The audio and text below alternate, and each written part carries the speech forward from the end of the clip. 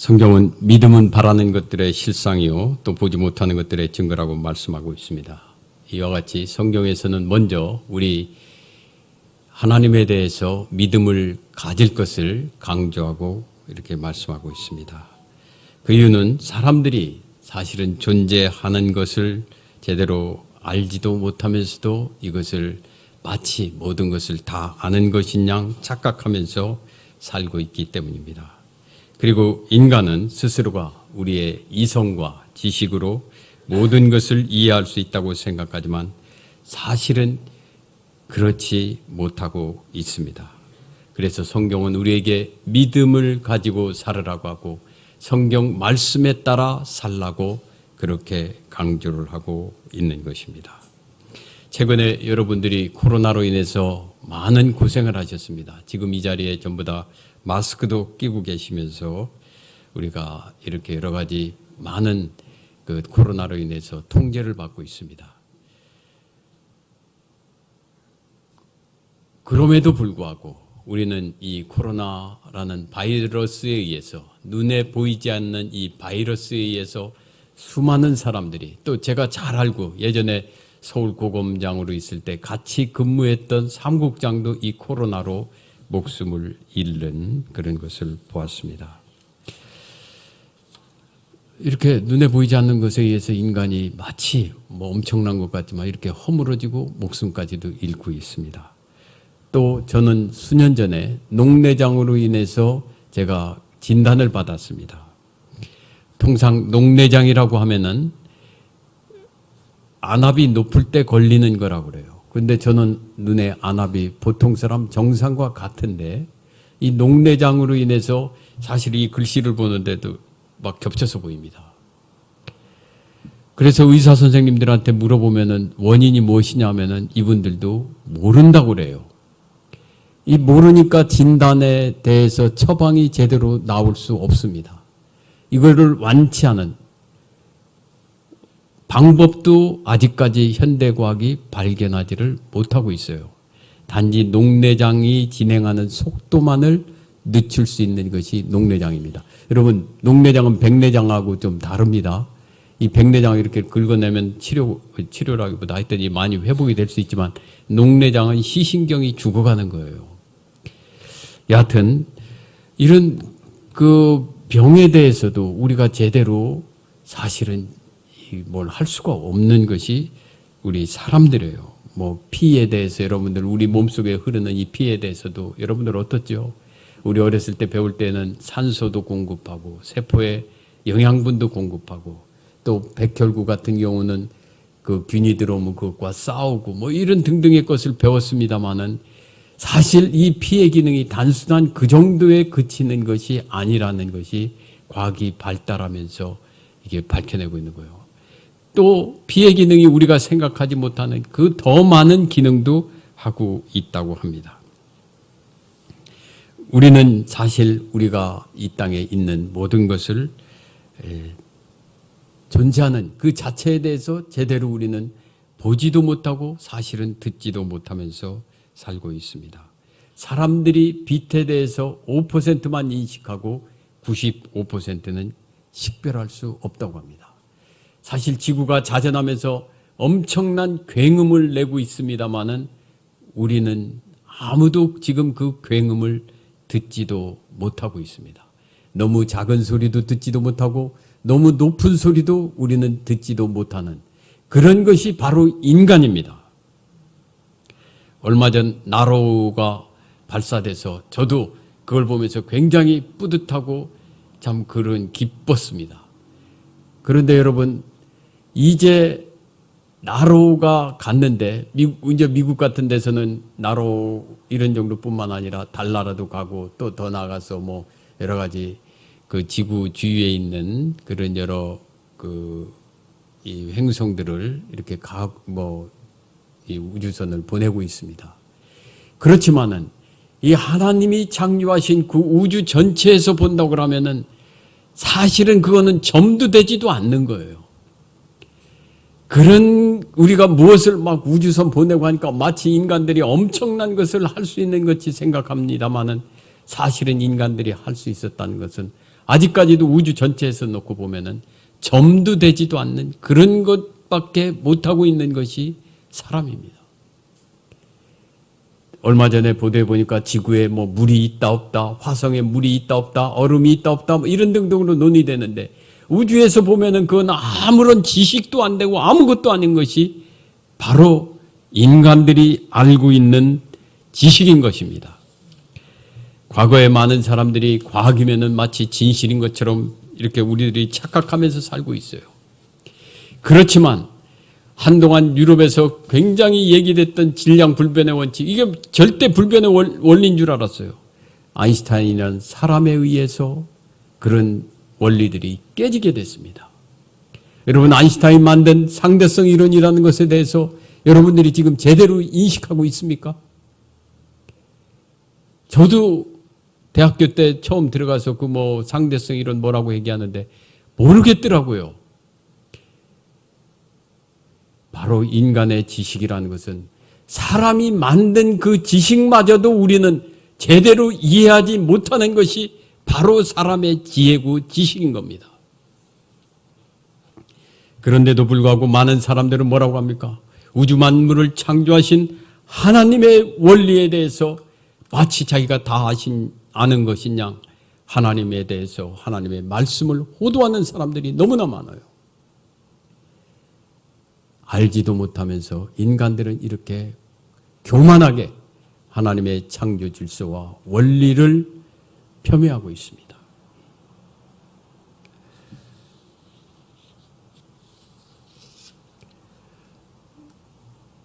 여러분들 김홍국 회장, 그 하림 회장님 아시죠? 그분을 만나서 그분이 항상 하시는 말씀이 그래요. 성경의 원리대로 하면은 사업이 또 우리 경제가 자연스럽게 잘 지나간다는 겁니다. 저도 그런 것에 비추어 뿐만 아니라 우리 또 민주주의의 원리, 저희는 이제 이 문과계통에 일을 하다 보니까 민주주의의 원리도 가만히 보면은 하나님의 말씀, 창조 질서에 의해서 움직이면은 인간들이 행복할 수 있고 경제도 발전할 수 있고 또 정치 질서도 바람직하게 될 수 있습니다. 그렇기 때문에 하나님께서 그 천지를 창조하셨기 때문에 성경에 있는 그 원리를 인간들이 따르게 되면은 우리 인간들은 복을 받게 되어 있습니다. 저희 집은 외할머니 때부터 저희가 신앙을 가졌습니다. 그러다 보니까 이제 저도 손자가 3명인데요. 이 손자들은 5대째 기독교인입니다. 외할머니께서는 가족들에게 영적 세계를 마지막 임종하시면서 저희들에게 보여주시고 저는 물론 못 봤습니다. 저희 부모님들에게 보여주시면서 천국에 가셨습니다. 여러분들은 정근모 전 과기부 장관님을 아실 겁니다. 그분은 사실 우리 보통 사람들보다 머리가 훨씬 좋은 분이에요. 그 옛날 서울대학교 같은 데도 경기고등학교 여러분들 아시는 분들 계십니까? 이 경기고등학교가 지금 뭐 대원외고 이런 데보다도 훨씬 좋은 대학교였어요. 한 700명 중에서 서울대학교, 그것도 좋은 과로만 350명 이상 가던 학교가 경기고등학교였는데요. 그것도 고등학교 1학년 때 하다 보니까 너무 쉬운 것 같으니까 검정고시 봐갖고서 서울대, 요새는 의대가 세다고 하지만 당시에는 물리학과가 엄청 센 학과였어요. 그 학과를 1년도 공부 안 하고서 합격을 하고 하여튼 이런 식으로 해서 23살쯤에 미국에서 교수가 된 분이에요. 그분이 또 얼마 전에는 우리가 아랍에미레이트로부터 그 원전 수주를 하는데 그 기여를 많이 한 분입니다. 근데 그분이 간증 책에는 이런 이야기가 실려 있습니다. 정근모 장관님께서는 36세에 난치병으로 그 아들이 이제 천국에 갔습니다.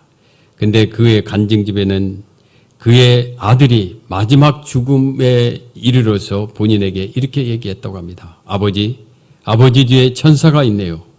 천사가 나를 맞이하러 왔네요 하면서 그는 너무도 생생하게 자기 아들이 죽으면서 이런 말을 했다면 얘기를 적고 있습니다. 이 과학자가 이런 얘기를 하니까 주위에 있는 많은 사람들이 과학자가 그런 얘기하면 되냐 하지만 이분은 너무나 생생하게 그 얘기를 들었기 때문에 그 간증집에 이런 얘기를 듣고 적고 또 제가 직접 만나서 얘기를 했더니 그분이 그런 말씀을 하시더라고요. 저희 집도 이와 비슷한 경험을 가지고 있습니다. 외할머니께서는 충청도의 작은 마을에 철로셨습니다. 살아생전 그분은 신앙이 그렇게 신앙심이 깊은 분은 아니셨습니다. 가끔 교회에 나가서 세상에 별반 내어놓을 것도 없는 그런 분이셨습니다. 그러나 외할머니께서는 임종을 하시면서 자녀들에게 가장 소중한 선물을 주시면서 천국에 가셨습니다. 가족들에게 영적 세계의 존재를 확실하게 보여주셨습니다.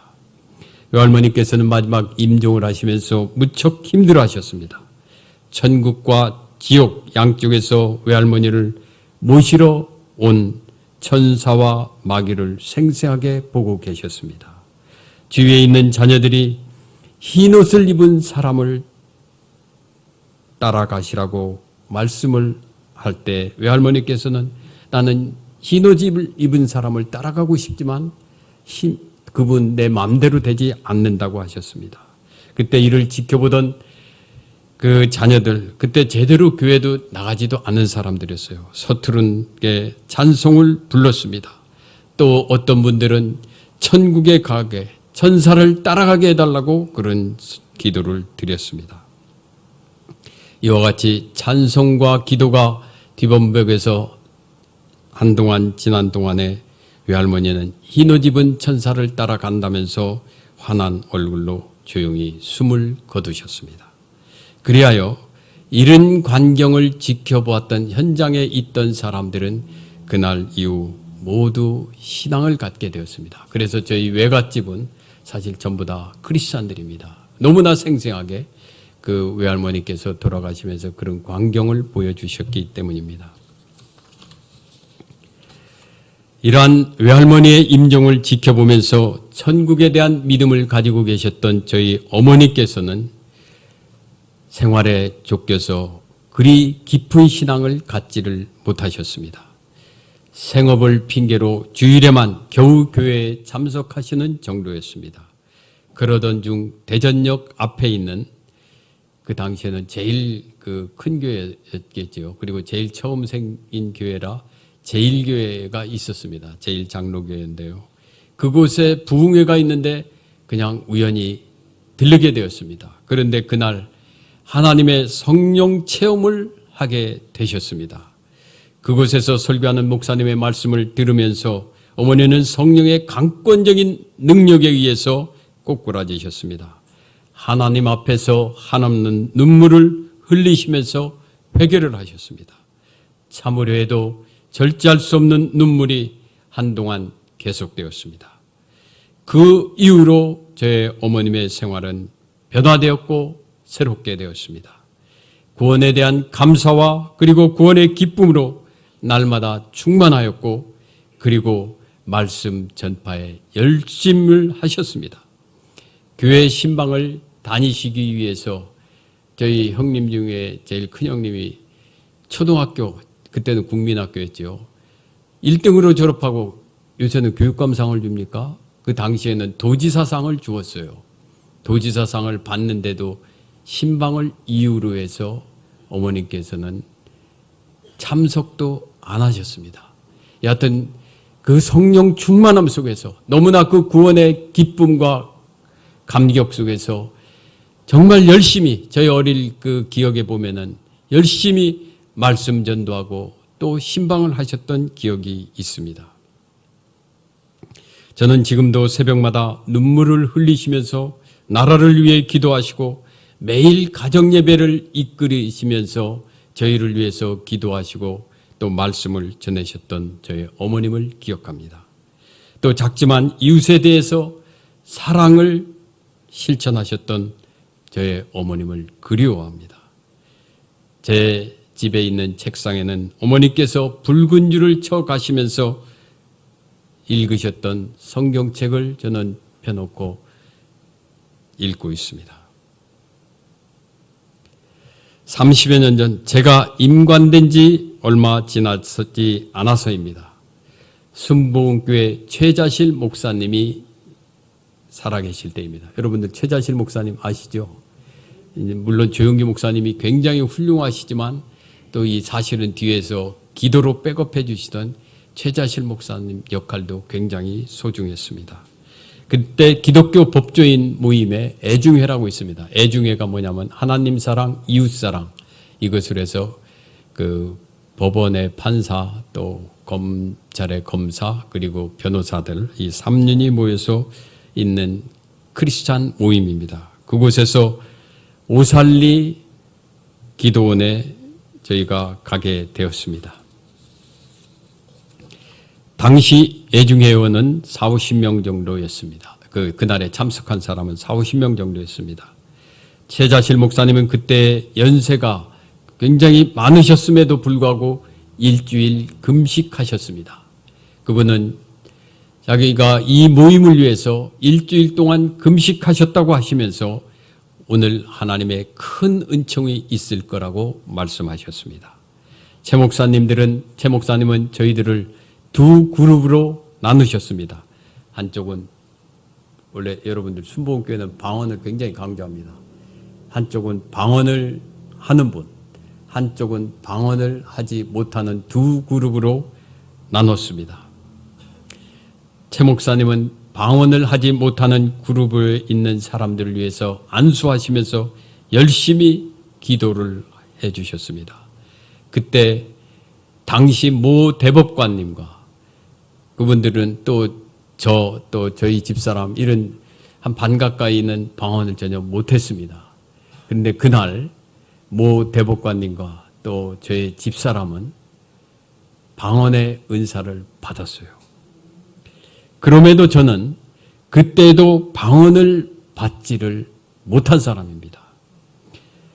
저는 지금도 물론 방언하기를 원하고 사모하지만 아직까지 방언을 하지를 못하고 있습니다. 그렇지만 저는 대학 3학년 때 작지만은 저에게는 소중한 성령 충만의 경험이 있습니다. 이때 경험은 저의 신앙생활에 있어서 큰 도움이 되었습니다. 그리고 큰 힘이 되고 있습니다. 대학교 3학년 대학 재학 중일 때입니다. 당시 고시 공부를 하면서 신앙은 형식화로 흐르게 되었고 심리 상태는 날로 황폐되어 갔습니다. 감사와 기쁨이 없는 메마른 상태였습니다. 이를 지켜보던 어머님은 매일 시간을 정해서 기도하라면서 저에게 회개하고 성경 말씀에 비춰서 자신의 잘못을 하나님 앞에 회개하고 성령 충만을 받아야 한다고 하셨습니다. 여러분 고시 공부할 때는 굉장히 좀 바쁘거든요. 저는 어머님의 말씀을 따라서 고시 공부를 하는 중이었음에도 불구하고 하루에 30분 정도 시간을 내서 말씀을 읽고 회개하는 시간을 가졌습니다. 성경 말씀에 비춰서 과거의 잘못을 하나님 앞에 회개하면서 이것저것 정말 그 어렸을 때서부터 그 하나님의 강권적인 여러분을 회개하는 어떤 은혜 충만한 방법 중에는요, 어떤 분들은 하나님의 강권적인 은사에 의해서 역사에 의해서 회개하시는 분도 있어요. 그렇지만 그게 되지 않는 분들은 말씀에 비춰서 회개를 하시길 바랍니다. 저는 그런 과정 속에서 이것저것 정말 어렸을 때서부터 생각나는 걸 다 회개를 하는 과정을 거치게 되었어요. 그런데 미움의 문제에 부딪히게 되었습니다. 성경에 보면은 여러분들도 잘 아시는 바와 같이 형제를 미워하는 자마다 살인하는 자니 또 보는 바 그 형제를 사랑하지 못하는 자가 아니하는 자가 보지 못하는 바 하나님을 사랑할 수 없느니라. 이 말씀에 부딪히게 되었어요. 여러분들 이 세상 살면서 갈등 빚는 사람들 많이 있지 않습니까? 근데 성경에는 분명히 이렇게 얘기하고 있어요. 형제를 미워하는 자마다 살인하는 자다. 또 보는 바 그 형제를 사랑하지 못하는 아니하는 자가 보지 못하는 바 하나님을 사랑할 수 없느니라. 이 말씀은 뭡니까? 우리 보이는 형제들, 우리 보이는 주위의 사람들을 사랑하지 못하고 갈등 걷고 그러면서 하나님을 믿는다는 것은 사실은 허위 의식이라는 겁니다. 저는 이 문제를 놓고 하나님 앞에 그런 기도를 드렸어요. 하나님, 제가 모 씨와 지금 이렇게 심리적 갈등을 겪고 있습니다. 그 사람이 저한테 너무나 억울하게 했습니다. 그러면서 하나님 앞에 기도를 했어요. 주님, 저 사람을 사랑할 수 있게 해주세요. 여러분, 이 사랑할 수 있게 사랑한다는 게 그렇게 쉽게 됩니까? 잘 안 돼요. 저는 계속해서 하나님 앞에 그런 기도를 드렸어요. 하나님, 저 누구를 좀 사랑하게 해 주십시오. 그러나 그 마음은 쉽게 사라지지를 않았습니다. 한동안 미움의 문제를 해결하지 못하던 중에 성경에 또 다른 말씀이 다가왔습니다. 악을 악으로, 욕을 욕으로 갚지 말고 도리어 복을 빌라. 이건 베드로전서에 있는 말씀이지만 로마서나 이런 곳곳에 보면은 너희는 악을 악으로 갚지 말고 오히려 사랑하라. 또 예수님께서 말씀하시지 않았습니까? 원수까지도 사랑하라고 한 것이 바로 우리 크리스찬들의 해야 될 의무인 겁니다. 저는 이 문제를 부딪히면서 아까 그 마음에 갈등이 있던 사람을 위해서 축복 기도를 하려고 하니까 이게 제대로 됩니까? 여기 보면은 성경에 있는 말씀이 뭐죠? 복을 빌어주라고 돼 있어요. 자기 마음에 갈등 있는 사람한테. 여러분들 한번 그 시도해 보셨어요? 잘 됩니까? 안 돼요, 안 돼. 예? 정말 내가 오늘은 기도하면서 내가 꼭 복을 빌라 하더라도 기도를 하려고 하면은 그게 안 되더라고요. 그러나 어느 날 제가 결심을 했습니다. 좋다. 나는 모르겠다. 하나님께서 알아서 하시고 하나님이 하라니까 나는 그 사람을 위해서 기도를 하겠다 하면서 축복 기도를 했습니다. 축복 기도를 시작을 했어요. 그런데 얼마 지나지 않아서 저는 그 사람에 대한 미움의 감정이 눈 녹듯이 사라져 버렸습니다. 이와 동시에 거의 저의 눈에는 참을 수 없는 눈물이 흐르기 시작했습니다. 감사와 기쁨의 눈물이 한없이 흘렀습니다. 세상이 주는 그 기쁨과 평화는 도저히 비교할 수 없는 그런 기쁨과 평화였습니다. 대학에 합격했을 때, 또 고시에 합격했을 때 그런 기쁨과 행복과는 전혀 다른 차원의 기쁨과 행복이 저의 마음속에 넘쳐났습니다. 당시 정말 기쁘게 불렀던 찬송입니다. 여러분들 잘 아시죠? 내 영혼이 은총 입어 중환제쯤 벗고 보니 슬픔 많은 이 세상도 천국으로 화도다. 할렐루야 찬송하세. 내 모든 죄 사함받고 주 예수와 동행하니 그 어디나 하늘나라. 정말 당시에 고시 공부하는 그 바쁜 속에서도 눈물을 흘리면서 불렀던 찬송들입니다. 여러분 또 나 같은 죄인 살리신 주 은혜 놀라와 잃었던 생명을 찾았고 광명을 얻었네. 큰 죄에서 건지신 주 은혜 고마워. 나 처음 믿은 그 시간 귀하고 귀하다.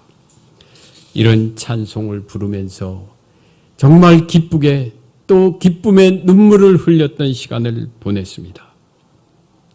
저는 지금도 이런 찬송을 부를 때면은 당시에 눈물이 앞을 가릴 때도 있습니다. 가슴이 설레이기도 합니다. 감사의 눈물을 흘리기도 합니다. 2002년 제가 갑상선 수술을 받으면서 의사들이 그런 얘기를 하더라고요. 깨어나지 못할 수 있습니다. 이 말은 뭡니까? 죽을 수 있다는 얘기예요. 당시 죽음 자체에 대해서는 두렵거나 무섭지 아니했습니다. 이번에 있던 서울대 병원 옆에 교회 하나 있는 거 여러분 아시죠? 교회가 하나 있어요. 거기에 가서 기도를 했습니다. 그때 저의 마음속에는 어떤 두려움이나 공포가 아니라 평안한 가운데 앞서 말씀드린 그 은혜 충만할 때 눈물이 저의 두 눈에서는 주르륵 흐르고 있었습니다. 저는 지금도 매일 새벽마다 우리 조국 대한민국과 그리고 한국교회를 위해서 기도드리고 있습니다. 가까이 지내는 가족과 그리고 가까이 있는 주위에 친하게 지내는 사람들을 위해서도 기도하고 있습니다. 뿐만 아니라 전날에 갈등을 가졌던 사람, 이 사람을 위해서도 축복하는 기도를 드리고 있습니다. 여러분, 단순히 교회만 왔다 갔다 해서는 안 됩니다. 예수님을 개인적으로 또 인격적으로 만나시기를 바랍니다. 그래야 비로소 우리가 예수를 믿는 참된 맛이 있는 것입니다. 예수님을 인격적으로 만나야 비로소 성경 말씀의 참 가치도 우리가 깨달을 수 있게 됩니다. 다니엘서에 보면은 다니엘의 세 친구 얘기가 나오고 있습니다. 이 사람들은 인간적인 방법이 아니라 하나님의 방법을 채택함으로써 하나님께서 자신들에게 역사하시는 그야말로 그 불가능한 인간적인 방법으로 불가능한 것을 체험하게 됩니다. 사실 우리들이 이 사회생활을 할 때 보통 보면 어떡하죠? 인간적인 방법을 전부 다 하고 나서 하나님이 이거 해주세요. 이것도 필요해요. 필요하지만은 그러나 그것이 타협할 수 없는 그런 상황에 있을 때에는 하나님의 방법을 우리가 택하는 그런 믿음의 실행을 하는 우리 교우들이 되기를 주님의 이름으로 축원합니다. 이럴 때 우리가 하나님을 체험하면서 하나님의 역사를 우리가 느끼면서 우리의 신앙은 한 발짝 한 발짝 더 성장할 수 있습니다. 제가 대전 검사장으로 있으면서 초등학교 동창회에 참석한 사실이 있습니다. 그러나 그때 저를 구체적으로 알아보는 친구들은 그리 많지를 않았습니다. 그 이유는 제가 초등학교 때 그렇게 눈에 띄는 학생이 아니었기 때문입니다. 그야말로 그저 아주 평범한 학생이었습니다. 당시 횡행하던 저희 때는 중학교 시험을 봐서 들어갈 마지막 세대였어요.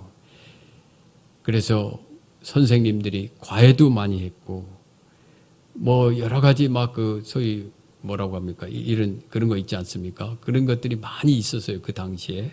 근데 이제 아까 말씀드렸듯이 저희 어머님은 신방 다니시느라고 학교에는 찾아오실 생각을 안 하셨던 그런 분입니다. 그리고 저도 그렇게 공부를 잘하던 학생이 아니었기 때문에 선생님이나 친구들 눈에 들지를 못했습니다.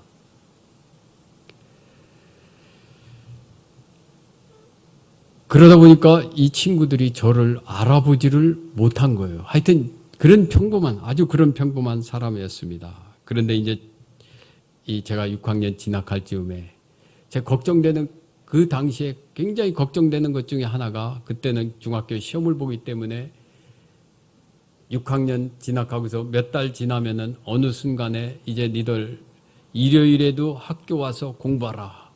뭐 이런 식의 그 학교 출석을 강요를 했습니다.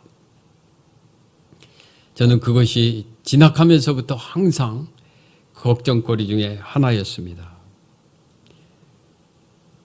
6학년에 진학하고 얼마 지나지 않아서입니다.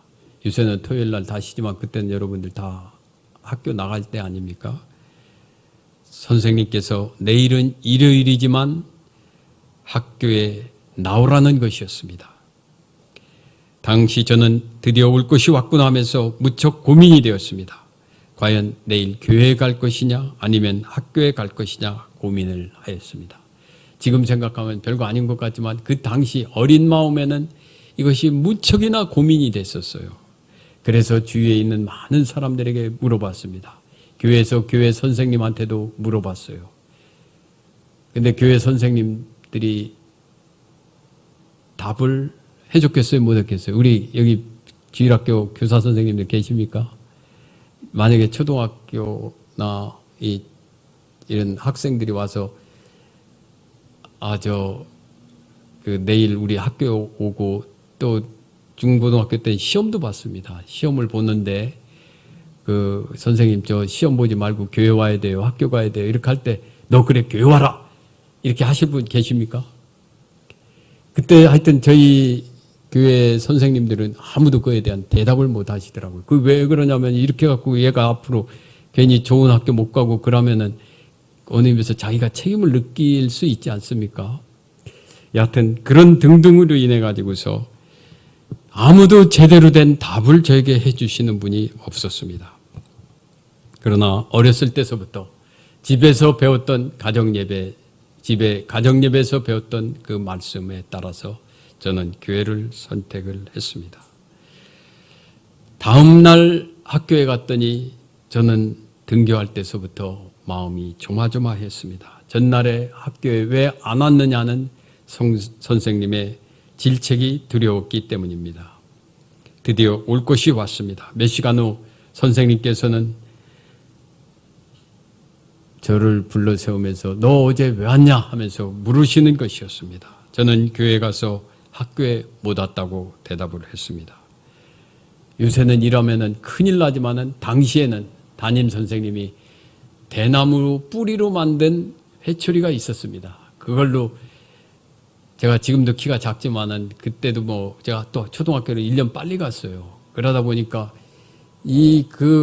정말 어린애를 갖다가 그 대나무 뿌리로 갖고서 피나도록 선생님께서 때리더라고요. 그래서 피멍이 들었습니다. 토요일 날 주일에 수업이 있다고 하는 날이면 저의 어린 마음은 정말 고민이 되었습니다. 성경 말씀에 따라 교회를 가야 하냐 아니면은 선생님 말씀을 따라 학교에 가야 하나 또 교회에 가면은 다음날 선생님으로부터 종아리를 맞아야 하는 것 또한 부담이 되었습니다. 그러나 성경의 안식일에 거룩히 지키라는 말씀대로 저는 교회를 선택했습니다. 부족한 저에게 하나님께서는 선물을 주셨습니다. 저는 당시 아까 말씀드렸듯이 그렇게 공부를 잘하는 학생이 아니었거든요. 그런데 여하튼 저보다 공부 잘하는 사람들은 많이 떨어졌어요. 근데 저는 여하튼 그 당시 대전중학교가 그래도 괜찮은 학교였습니다. 물론 충남에서는 가장 좋은 학교였죠. 거기에 합격을 할 수 있었습니다. 저는 인간적인 판단이 아니라 하나님 말씀을 부족하지만 따르려고 했을 때 하나님께서 저에게 주신 선물이라고 믿고 저는 지금도 감사하고 있습니다. 다니엘의 세 친구가 비록 손해를 보는 것 같아도 말씀에 따라 순종할 때 하나님께서는 평소보다 7배나 분무불을 뜨겁게 했음에도 불구하고 다니엘의 세 친구 사드락과 메삭과 아벳느고는 머리털 하나도 상치 아니하게 하신 하나님이십니다.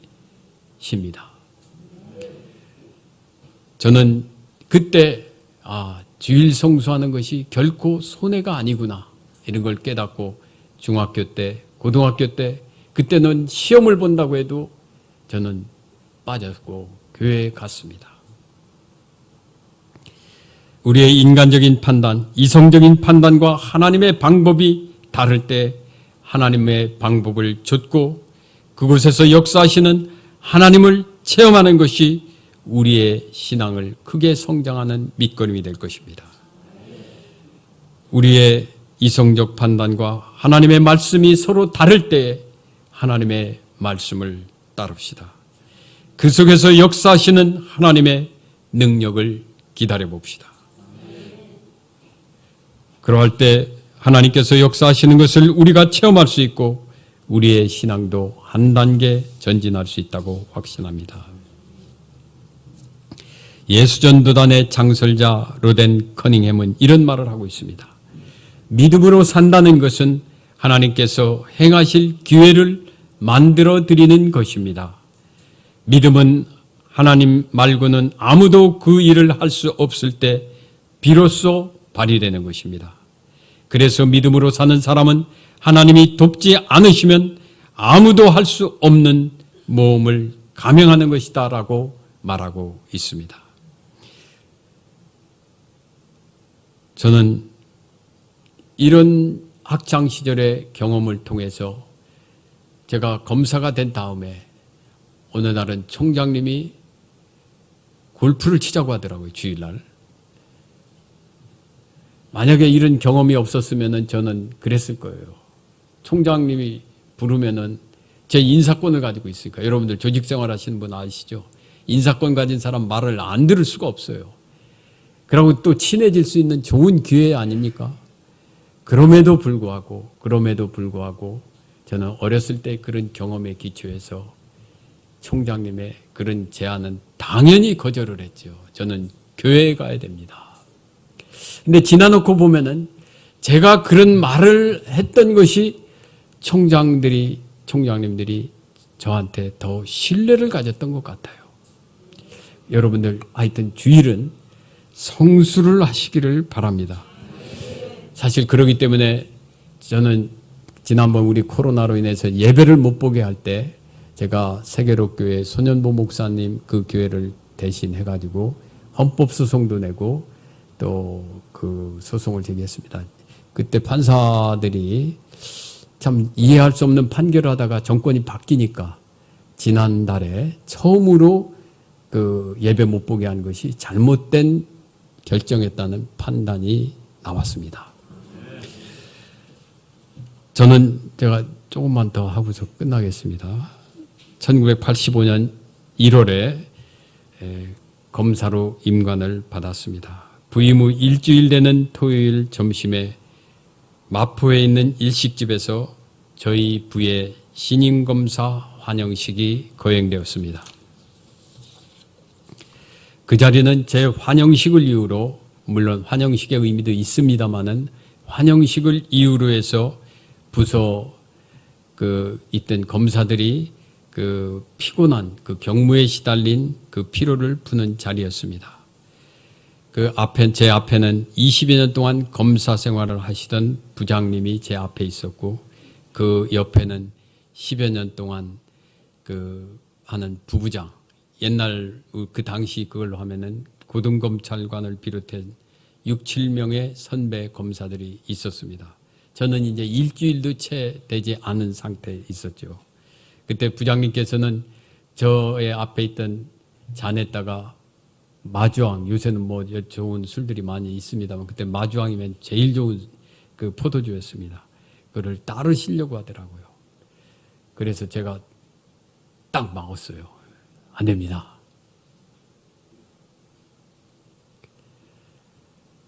그러니까 여러분들 요새는 이 검찰 조직이 뭐 이상한 사람들이 참 많았는데 원래 법에는 저희 있을 때는 검사 동일체 원칙이라는 게 있었어요. 법에 상사 명령을 따르도록 이게 검찰총장을 정점으로 해서 상사 명령을 따라야 된다는 게 법의 규정이 있었습니다. 그렇기 때문에 어느 의미에서는 군대보다도 더 센 상명하복 조직이 바로 검찰 조직이었습니다. 그런 조직에다가 저의 맨 처음 있었던 그 초임 부장검사님은 검찰 내에서도 독하기로 유명한 그런 분이셨어요. 제가 어디 애중에 모임 가서 이 간증을 했더니 어떤 분이 묻더라고요. 그분이 누구냐 그래서 누구다 그러니까 그분이 끄떡끄떡하니 그분은 그렇지 하시더라고요. 하여튼 그럴 정도로 무서운 부장님이셨거든요. 부장님께서는 제가 잔을 거절하니까 당혹해 하셨습니다. 또 주위에 있던 선배 검사들도 모두 깜짝 놀랐습니다. 선배들이 처음에는 저를 이제 온 지 며칠 되지도 않는 검사가 이렇게 하니까 너무 그렇지 않습니까? 그러니까 이 사람들이 처음에는 명령대로 저에게 너 술잔 받아오. 뭐 무슨 짓 하는 거야? 이런 식의 그 반응이었어요. 근데 저는 제 앞에 있는 술잔을 끝까지 제가 못 따른다고 완강히 버텼습니다. 그러니까 분위기가 이상하게 흐르지 않겠습니까? 이때 분위기를 바꾸려는 선배들이 저에게 이제는 사정하는 쪽으로 야, 저 술 받아야 돼 뭐 하면서 사정하는 쪽으로 그렇게 하시더라고요. 여하튼 이런 과정을 거치면서 저는 그날 술을 먹지 않는 걸로 그렇게 합의를 봤습니다. 그날 사고 치는 바람에 저는 이후 검사 생활에서 술 때문에 그리 큰 어려움을 겪지를 않아도 됐습니다. 지금은 많이 바뀌었지만 당시 검찰에서는 술을 강권하는 분위기였고, 여러분 뭐 술 혹시 하시는 분 계시면은 이 폭탄유라는 것이 원래는 군대에서 발생했지만은 이거를 이게 한 게 이 검찰이 그건 잘못했다고 생각을 해요. 이 검찰이 이 폭탄유라는 거를 막 전국적으로 확산시키는데 크게 한 별로 좋지 않은 영향력을 준 그런 겁니다. 하여튼 그런 속에서 저는 술을 거절을 했으니까 그 다음날 보니까 이상한 사람이 검사가 됐다 하면서 안 믿는 사람도 이제 저를 이상한 사람으로 볼 뿐만 아니라 제가 크리스찬인 것을 자연스럽게 알게 됐어요. 저는 이제 제가 다른 합니다만 여하튼 여러분 하나님께서는 여러분들이 나쁜 일이 아니라 나름대로 하나님 말씀을 지키려고 하는 속에서 여러분들이 크리스찬인 것을 다른 사람들에게 알려지잖아요. 그러면 그런 상황에서는 하나님께서 반드시 하나님의 방법으로 인도를 해주세요. 예? 저는 저뿐만 아니라 주위에 있는 많은 사람들, 이번에 얼마 전에 검사장 승진을 한 사람 했습니다. 검사장 승진 인사가 지난주에 있었는데요. 저는 이제 그러면서 검찰을 친후회도 하면서 이제 후배들의 신앙 이런 상담도 하고 이런 등등 여러 가지 하는 걸 보는데, 여하튼 경우에 따라는 좀 실력이 없는 것 같은 사람도 하나님 말씀을 바로 서고, 그러면서 또 그 속에서 이 사람은 크리스찬이라는 것이 알려진 사람은 하나님께서 책임을 져주시는 것 같아요. 그래서 우리가 신앙생활을 할 때에는 너무 막 감추고 이래서 하는 것보다는 오히려 자기가 크리스찬인 것을 내놓으십시오. 물론 그러다 보면은 자기가 행동을 할 때, 생활을 할 때 조금 더 조심도 해야 되고 어떤 때는 희생이 필요할 때가 있을 거예요. 그러나 그런 속에서 여러분들이 크리스찬임을 나타내시면은 하나님께서는 그에 대한 역사를 하시는 것을 저는 많이 보곤 합니다. 여하튼 그런 악연에도 불구하고 그 부장님께서는 4년 후에 또 다시 제가 지청장으로 모시게 됐어요. 서울 남부 지금은 지검이지만 그 당시엔 지청이었어요. 그분을 지청장으로 모셨는데 그분이 저를 제일 중요한 보직을 주시고 또 제일 중요한 일을 저한테 다 맡기셨어요. 그래갖고서 검사 한 5년밖에 안 됐는데 그 집권당의 정책위 부의장, 그럼 당 사역 정도 됩니다. 그런 사람이라든지 국회의원이라든지 그때는 구로공단이 안산 이쪽에 있는 공단 이런 거 다 합친 그런 공단의 여러 사장이라든지 이런 사람들 사건까지도 저한테 다 주셨어요. 그러니까 이 친구는 믿을만한 친구다. 그렇게 하셨는지 하여튼 당시에 그분이 결제도 무지하게 꼼꼼하게 하셨거든요. 제 거는 이렇게 두껍게 공소장을 써도 30초도 안 걸리는 거예요. 예? 그리고 제일 중요한 사건을 저한테 그분이 다 맡기셨어요. 저는 그런 걸 보면서 하나님 말씀을 좇아서 우리가 생활을 하면은 하나님께서는 하나님의 방법으로 우리를 정말 도와주십니다. 레이건의 친구이며 주지사 시절 그와 함께 일했던 에드윈 미스는 레이건의 믿음에 대해서 다음과 같이 적고 있습니다. 레이건은 기독교도에게는 자연스럽게 기회가 되면 주저없이 믿음을 고백할 의무가 있다고 생각했다.